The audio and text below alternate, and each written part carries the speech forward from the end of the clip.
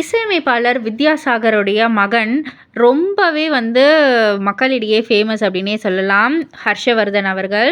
இவர் ஒரு சிங்கரும் கூட.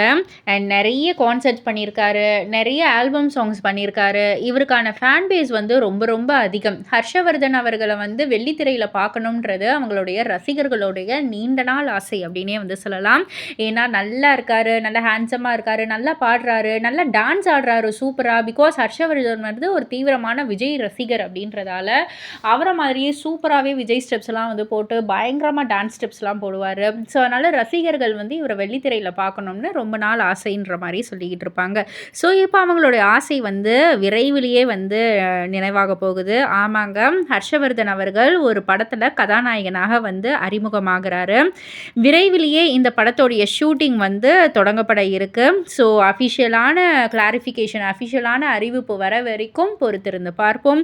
இதை பற்றி நீங்கள் என்ன நினைக்கிறீங்க, உங்களுடைய கருத்து என்ன அப்படின்றத கீழே உள்ள கமெண்ட் பாக்ஸில் குறிப்பிட்டு சொல்லுங்கள். மறக்காமல் சேனலை சப்ஸ்கிரைப் பண்ணி பக்கத்தில் உள்ள பெல் ஐக்கானை கிளிக் பண்ணிவிடுங்க.